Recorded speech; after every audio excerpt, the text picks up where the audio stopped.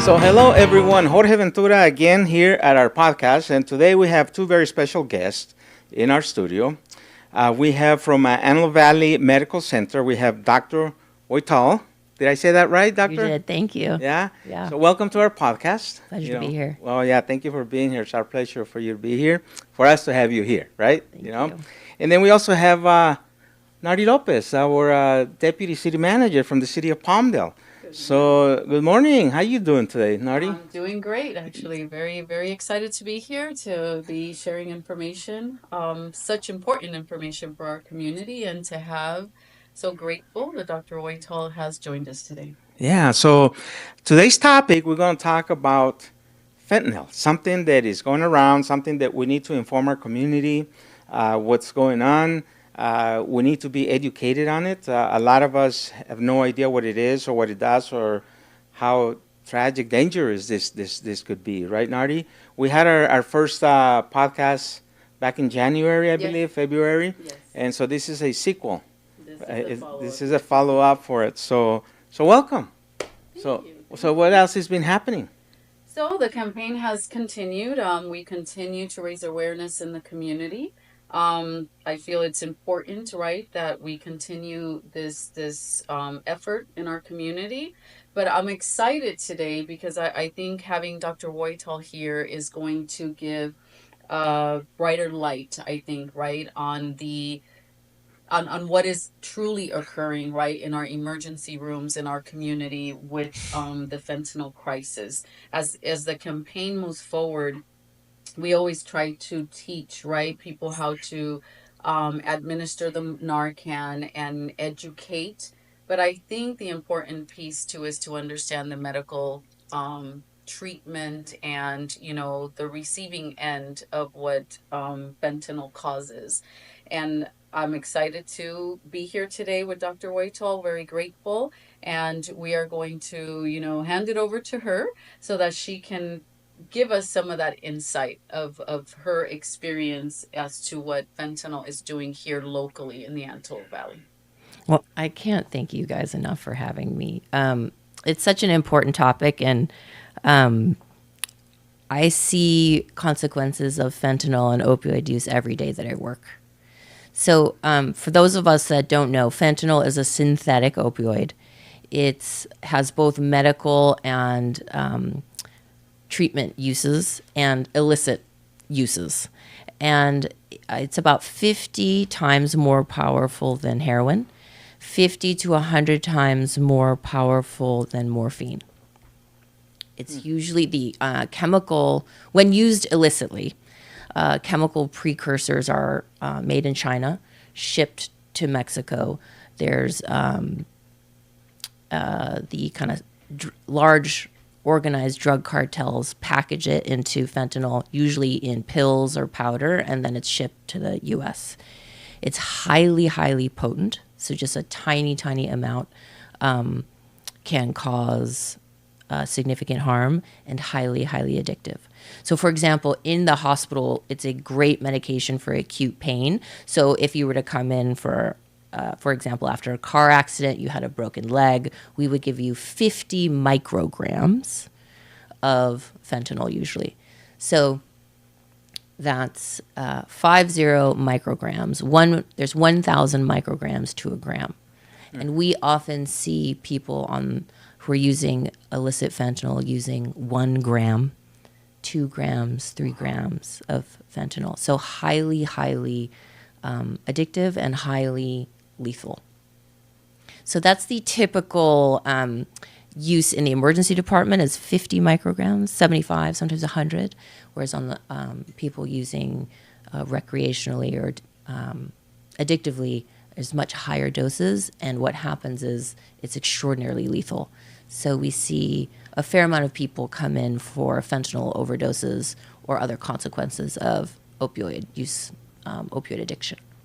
That presentations that I've attended and information that I've seen, they reference that, and they show a pencil usually, like a tip of a yeah. pencil, right? Right. To give the visual, right, of how potent it is, right? Right. That just like Yeah. the tip. Tiny, like 2 grains of salt, something like that. is very potent, and that's very impactful. I think it's important to demonstrate it as well. I mean, that's that way as well, because I think with youth, right, to grasp how potent it is, right, Right. and the dangers of it as well. Absolutely. And I also want to mention that the entire stimulant supply is also contaminated with fentanyl. So, for example, cocaine and methamphetamine are often cut with fentanyl. So, there have been numerous occasions where people think they're doing one drug and overdose on fentanyl because they don't know that their drugs are cut with fentanyl. Wow. It's a real crapshoot if you're buying drugs on the street as to whether or not they're going to be cut with fentanyl. And that's a kind of complex issue.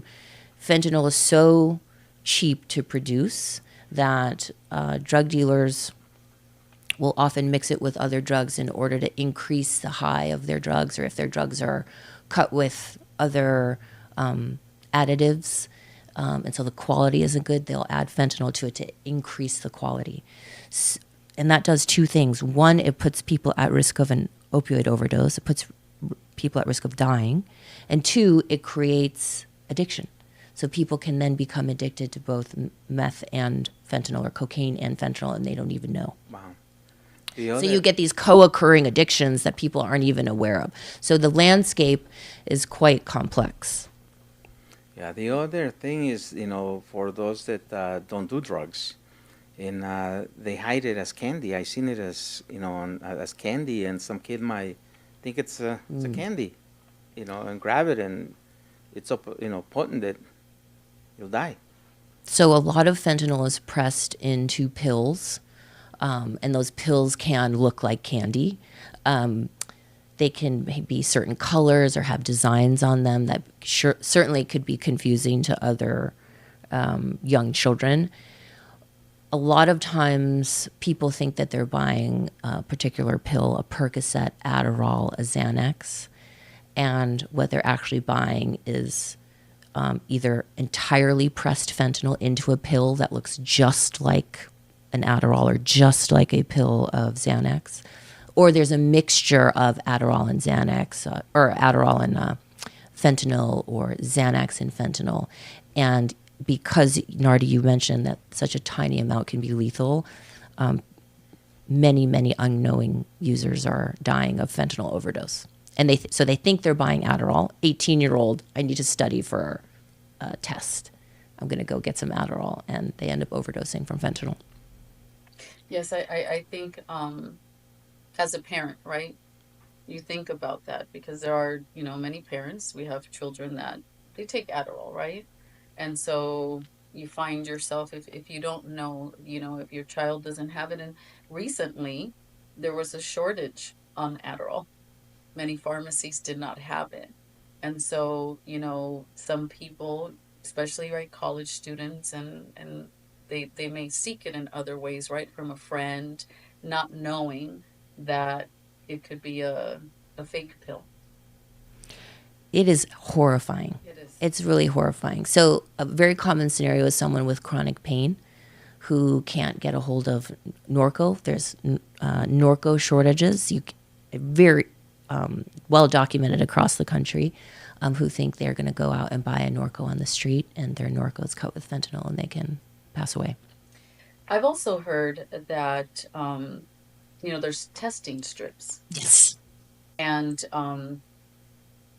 how effective are they? Because I've heard that a pill, because it's not distributed evenly, it's compounded, right? And so if you break a pill, you test one portion, it could show negative for fentanyl, but the other piece may have fentanyl. Is that?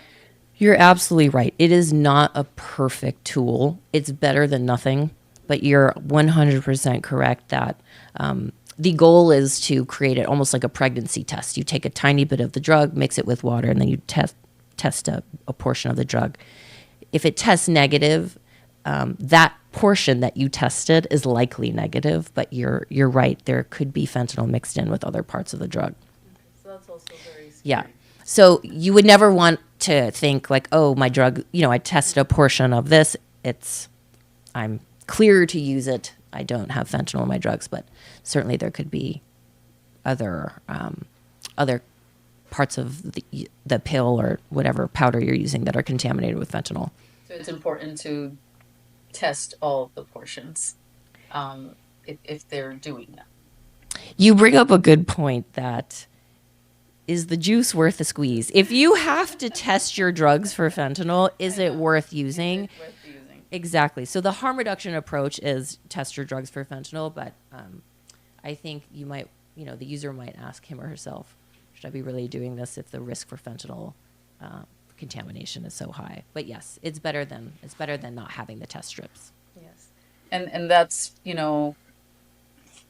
many of the reasons that the Fight Fentanyl Antelope Valley campaign, came to life, because of the need, right, to raise awareness, provide education, so that when people are in certain situations, especially our youth as well, right, that they think, right, I think when we know something, hear something, it could trigger us to think before we act.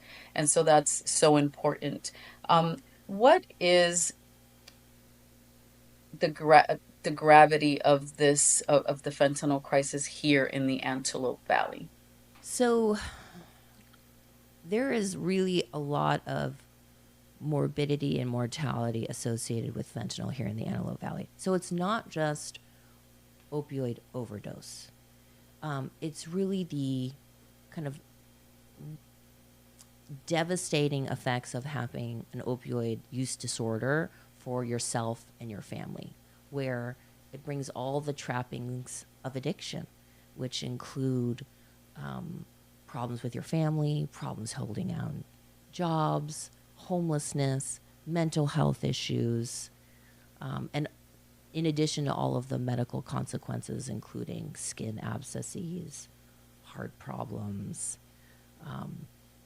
and the overwhelming, crushing need to use fentanyl 4, 5, 6 times a day.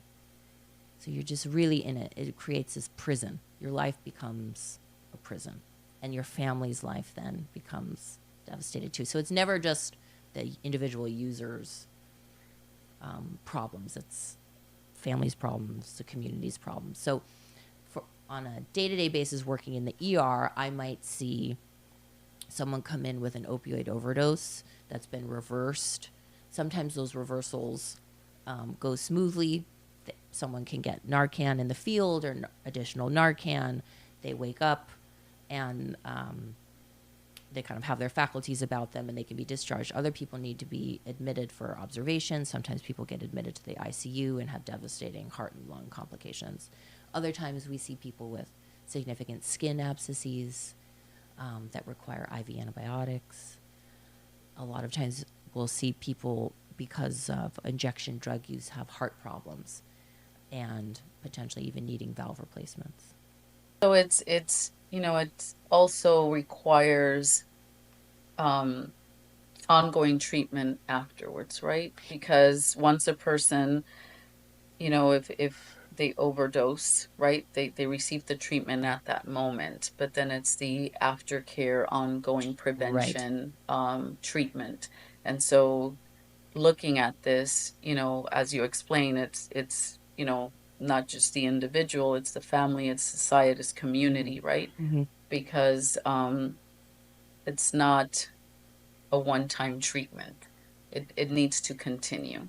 And I think that's where the awareness is so important. And also for, families, right? There's many families in our community that I think nationwide as well. I've been to several conferences where the fentanyl crisis has been a conversation, nationwide, because it's happening, in many, many places.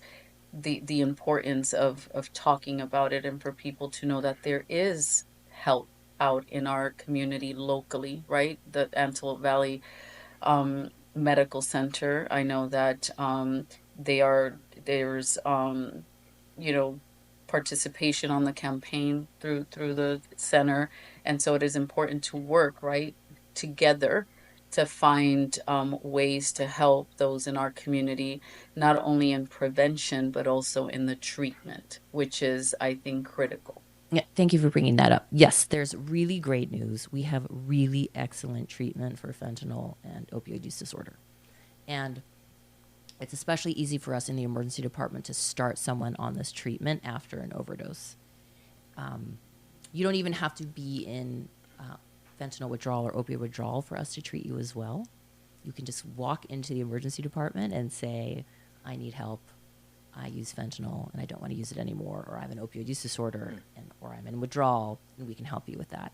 So the treatment that we have is called buprenorphine. Another treatment widely available that you may have heard of is methadone. We don't really start people on that in the emergency department, but we do start people on buprenorphine. It's also called Suboxone. It comes in multiple formulations, sublingual tablets, often and films. And if you need help that day, we can either start you that day or we can give you a prescription for buprenorphine to start at home. We have substance use navigators in our emergency department that can also connect you with outpatient treatment in Palmdale and Lancaster, Tarzana Treatment Center, Bart's Altadena. The Department of Health Services Clinic has treatment for substance use disorder. There's telehealth visits we can set you up with as well. So the treatment is highly effective in reducing cravings and reducing overdose, and people use a lot less drugs while they're on these medications, or they stop using drugs at all. There's no reason for people to stop these drugs. They can be on them the rest of their lives. Whatever it takes for you to not pick up or pick up less is a win. And we start you on this in the emergency department that day. If it's not safe to start you that day, we get you a prescription, and our substance use navigator can set you up with follow-up. So there is a lot of services here in the AV. And not just at Antelope Valley, at Palmdale Regional, they also have a substance use navigator that helps patients with this. So the treatment is available widely here in our community, and I'm grateful for you and the campaign in letting the community know that there is help. Yes, that is the campaign's goal. I believe there's, numerous service providers working together to get the information out, and I think it's so important that we all unite, because this is definitely a crisis that cannot be solved, right, just by one organization. This is something that affects the entire community. Mm-hmm. There is no household here in the Antelope Valley, and as I heard, right, nationwide, that that can't be affected by this. That's the truth. I've had parents through the campaign that have spoken. They have lost a child that was a child that, they said they were in sports. They were not into anything, that I would think that would end up with taking their life. But they were in pain. A friend of theirs gave them a pill for, pain, and they didn't come home from practice because of that. So I think it's so important to, note that this is not about only drug addiction. This is something that, because it's odorless, because we can't really tell, right, these fake pills, that it can affect any household. And so I think it's so important to highlight what is going on, the prevention, the treatment, that we do have resources locally, especially here in the Antelope Valley. We have a lot of people that commute, right?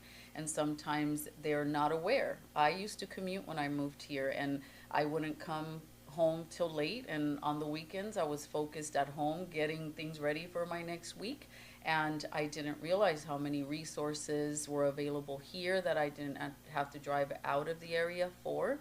And so one of the questions that we received during when we're out at events with the campaign educating is that people do not know, right, that there's service providers. The hospital has this program, and so they feel that in order to seek that help for a family member or themselves, they would have to drive out of the area, and so they don't look for it, right? but it's here. We have it locally. On the campaign, we have our LA County Public Health Department, who has a lot of programs to educate. We have the Antelope Valley Medical Center.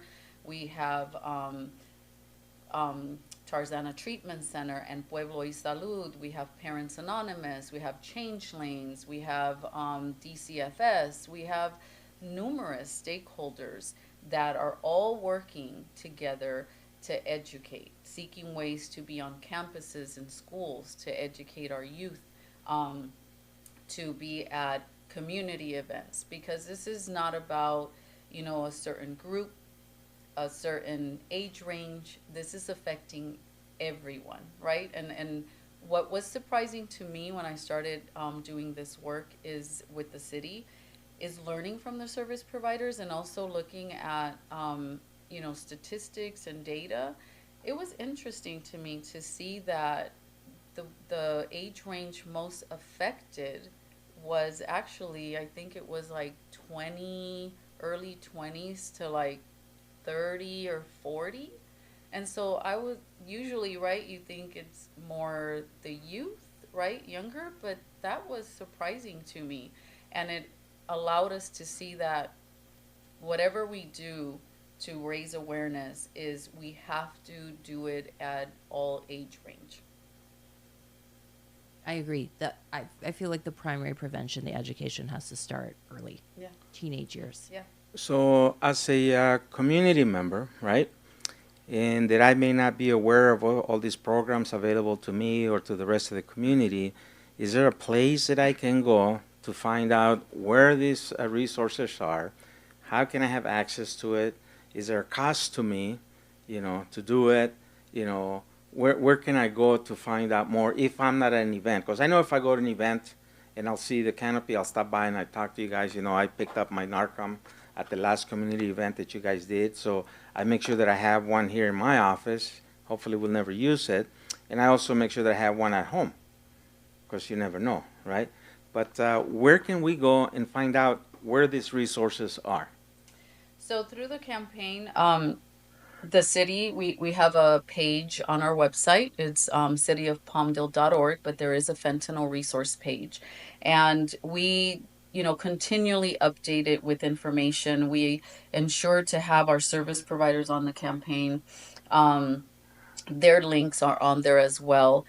Any of them can be are reachable for information. There is no cost. We have received a grant for Narcan to distribute Narcan in the community. So if anybody is in need of Narcan, it does not need to be purchased. Any of the service providers can provide the supply. They also provide the training. But they also have, the possibility of providing a lot of additional information, right? They don't only focus on fentanyl, but also on, marijuana, vaping, anything like that, any information that is needed. If we don't have it, we will find where to send the person or provide the information. As we discussed with Dr. Wojtal, I mean, AV Medical Center is on there as well, and we can connect. They participate on the campaign as well. And so we try our best to continue informing. We also do youth programming. Mm-hmm. So we do a summer program, we do a spring program, which is a 3-day training for youth to participate. They also get incentives when they're there. Mm-hmm. They can use it towards their service hours for school. They receive scholarships. And it's great. Even the CHP recently joined us when they heard we were having the summer one, because they wanted to come. They heard that we were doing this. They reached out. They said, we want to be there. We want to be able to provide youth some information that ties into this. The deputy, it was awesome, gave a great presentation. The kids had a lot of questions. We also hold youth challenges, multimedia challenges, where the youth can participate in providing an original song or artwork, poetry, or a video PSA, and they receive scholarships through that as well. And we have one ongoing right now, which is closes on Monday, October 7th. So we invite all the youth in the Antelope Valley to participate. It's a great opportunity. Their video or their artwork or the winning ones get posted on the website for the city and the on YouTube. We also on the service providers, they share it as well. And it's a great way to engage the youth. We are currently, seeking youth to join the campaign with us, right? Because I'm a true believer, and the service providers as well, that, they're full of ideas, right? And they know how to call their peers and how to engage them. So their input is always desired. And so we're seeking to create, like a sub of, youth ambassadors for the campaign. Um, and working together. I think what has been the greatest and the most valuable outcome of the campaign is that it has demonstrated what we can accomplish working together, right? In different nonprofits or agencies, organizations. No one loses from continuing their own work that they do, but we contribute a lot more when we all bring our strengths together, and we all have different audiences, right? Followings. Right. And I think that's when we make the greatest impact, when we have issues in the community that impact all. It is critical to work together. And I think there is no when we're all at the table in our meetings for the campaign and doing the work together, it's like we walk into that room and everybody is there with the same purpose and focus to help the community, which is what is needed. Um, and call people together. And so we also work with the city of Lancaster. They also are on the campaign. And so, this is an Antelope Valley initiative. This is not only Palmdale. I mean, we have people that live in Palmdale but work in Lancaster and vice versa, and do service there and do service here. And this is impacting everyone. It is not something that we can say, no, it won't happen to me. I've been in front of too many parents and family members. There's not an event we're at. There's not anything we've done that there hasn't been at least one person come up and say, I just lost my child, or I just lost my brother or my friend. We've had people that have known three people that they've lost because of this crisis. And it's something that is happening. At times, I feel like it's dwindling down a little, and then all of a sudden something comes up and we realize, no, it's happening. It's not something easy to talk about. I don't think people want to sit around on a Saturday and spend a day at an event just talking about this. However, it is important because we don't want another person, not one more person in our community or anywhere, to be lost to this. Right. We would love to be able to prevent any and all future overdoses or deaths from this. But we live in a world where we have to be realistic, and it's happening, right? And it's not as easy Yeah. to just wipe it out and say, no, it's never going to happen again. So, raising awareness, I think, is critical. I think it's so valuable and so important to have, to hear from those that are working on this on a daily basis, and see the ugly truth right right in front of their eyes of what this is doing in our community. I have I'm sorry, I have a friend, right? And he let me know that they had some issues with, the daughter that recently married and they had a baby, right? The husband brought something thinking it was something else that he had purchased, right? And it happened to have fentanyl in it, right? So they both ended up in the hospital, husband and wife. The baby got some of it. He got sick just being exposed to it. They lost the husband. He passed away. And the daughter is not 100%. So she lost the baby. Gave it, not lose it like that, but lost it and had to be given to the grandpa, which is my friend. So now he's raising the grandkid. And he lost his daughter, so to speak, because it's not 100%, It's not what she was before. And because they brought something to the house that they thought it was something totally different, it's like what you were saying earlier. So it could happen to anybody. Yeah. The consequences of this are not just to the individual. It is really to the family, to the larger community, and that's what makes this so devastating. And I just wanted to mention that at any time, 24 hours a day, you can walk into Antelope Valley Medical Center and get Narcan. At any time, we can, if Diana, our substance use navigator, is there, you can speak to her if you need help or if your family needs help. And if she's not there, it's very easy for us to get your information and we can pass that on to her and to have whoever needs help linked up with services.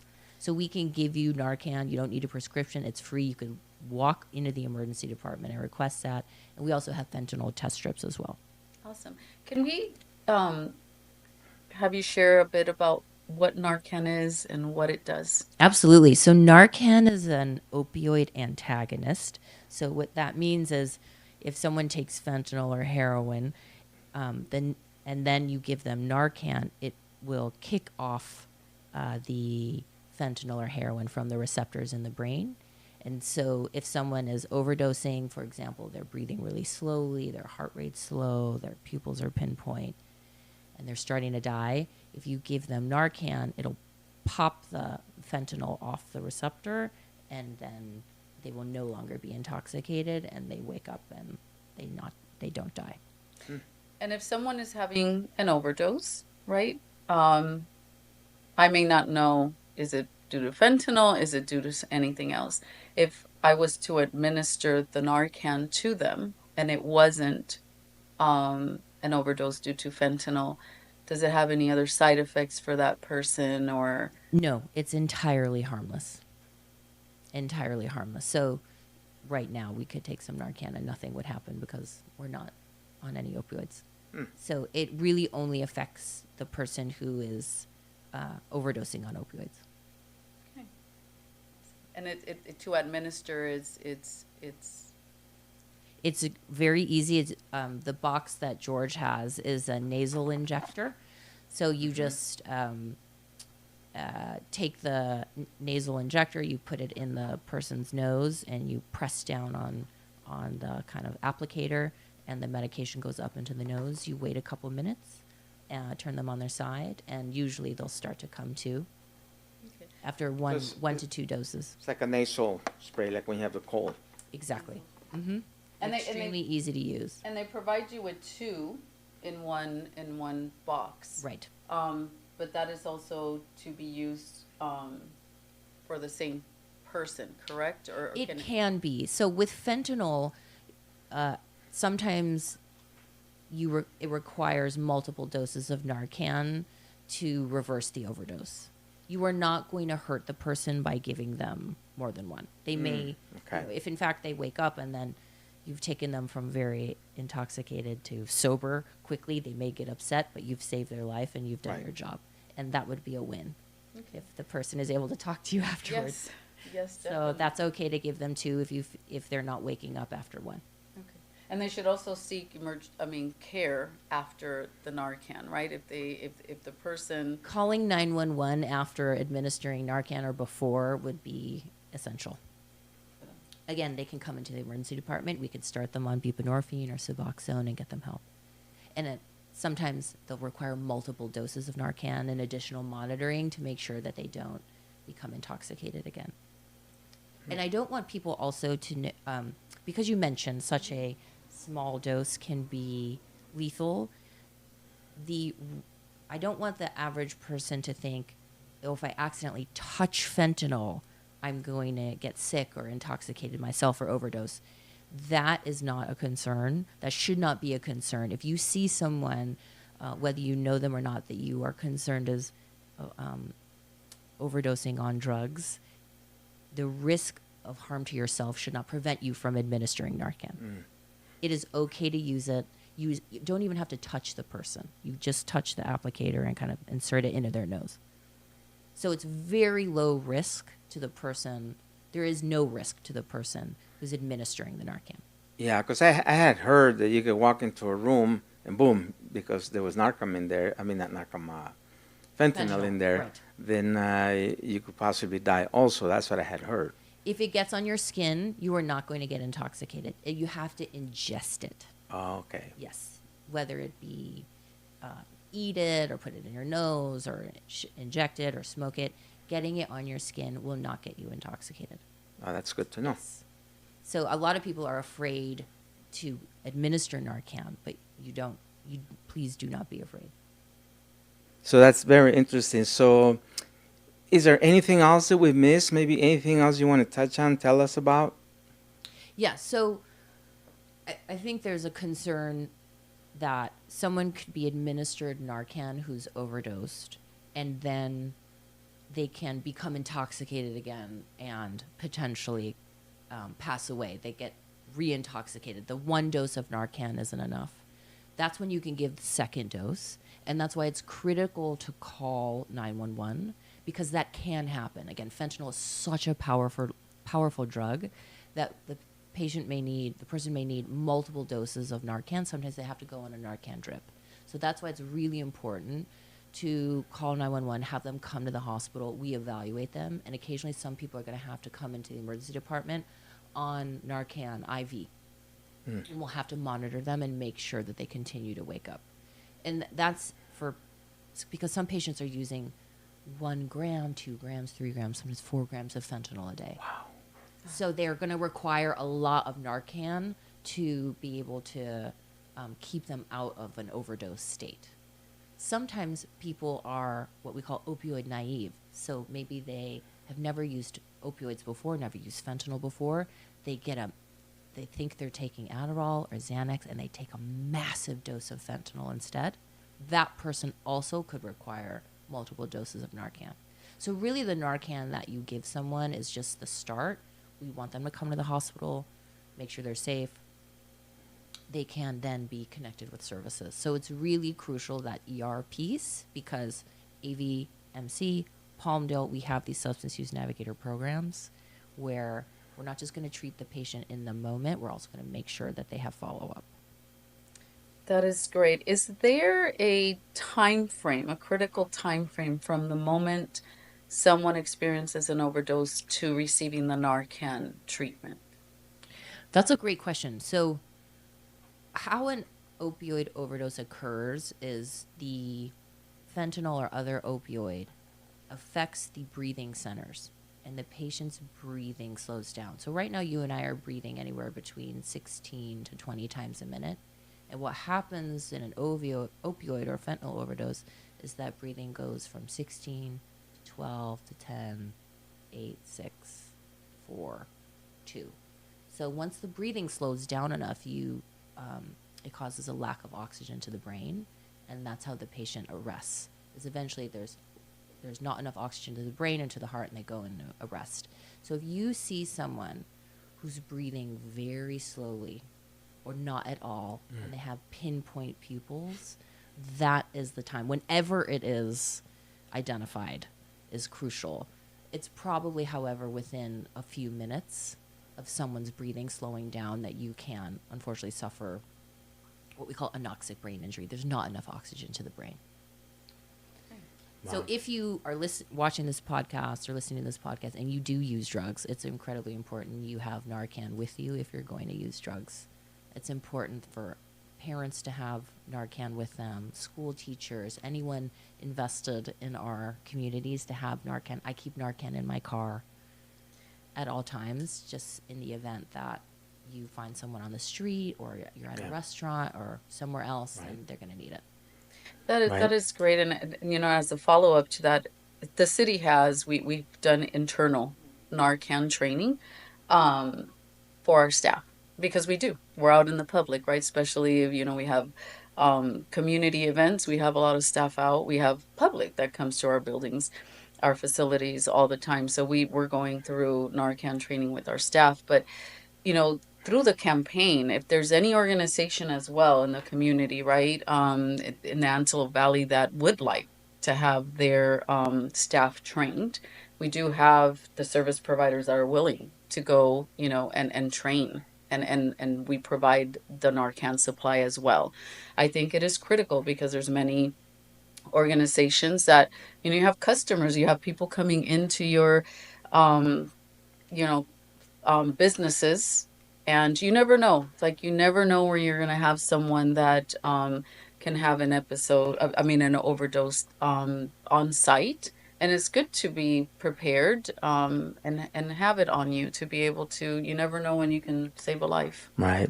Is there an expiration date on these boxes on the Narcan? There is on the bottom, however, it should not prevent you from using it. Okay. Yeah, this one It is expires okay. It's okay if it 2026. expires. Please, if you need to use it, please use it. Okay. One of the questions we've been asked at events when we're distributing the Narcan is people ask because of the weather. It gets hot, especially these last few days. They say if we keep it in our car, does that, reduce the lifespan of the Narcan? Excellent question. It may reduce the potency. However, there have been studies done on paramedics with these drugs, and the paramedic rigs get very hot, and the potency is still there even after 10 years. Okay. Yeah, it's still like 99 to 98% effective. So Oh, good. it's very safe to use. That's good to know. Nardi, Yes. is there a limit of how many boxes I can get? Right now we have a large supply. We have people that have said, I work with, we've had paramedics, we've had others, right? Where they've said, and if they demonstrate, right, yes, we give them out. That the goal is to hand them out, to have them in the community. So if, person comes up and says, you know what, I work in this environment, but I am in different places, then yeah. Yeah. Because the doctor said she keeps one in her car, and that's what I don't have one. I have one in my office, I have one at home, but I should have one in my car, in my kid's car, because you never know. You never know when you're going. We've heard numerous stories where people have shared how they've used it, that they never thought they were going to have to use it, but they, and there was one individual that was hesitant to take some. They were like, "Oh, we're not going to need that. We're not," and then they ended up taking it. Few months later, they were at another event and they ran into the same service provider that had handed it out. And they actually came and said, we ended up going to a beach and there was someone and we administered it, and, they were able to get them to emergency care. And the person said, never would I have thought that I would have used it, but I'm glad that I took it that day. They saved a life. Yeah. They saved a life. So, anything else, Dr. Wojtal? No, if you, again, come to the emergency department if you want Narcan, Okay. there's no limit to what we will give you. Either the California Department of Public Health or the California Department of Healthcare Services provide a Narcan distribution program.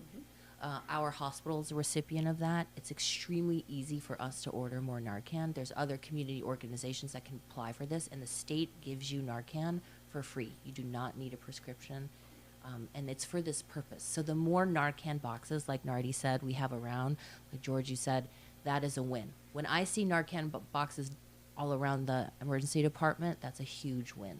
Wow. Because that reminds us, oh, right, give these to our patients, give these to their family members, take these home, give them to paramedics, give them to anyone who needs it. Yeah. Well, again, I want to thank you guys for coming over, spending some time here today and educating our community.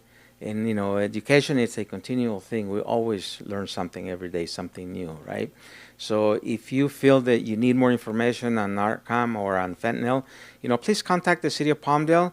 Their website is cityofpalmdaleca.gov, right?